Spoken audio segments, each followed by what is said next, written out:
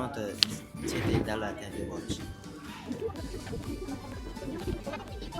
Hammalarni yangi yillar bilan.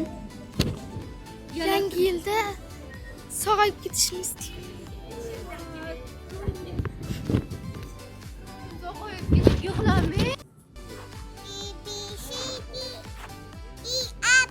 Yangi yilga hammaga omad va sihat salomatlik tilayman.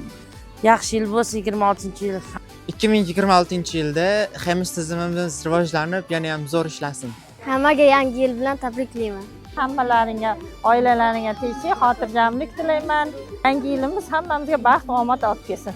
Kelayotgan yangi yili hammaga baxt va omad tilayman va sessiyalardan yaxshi o'tib olinglar.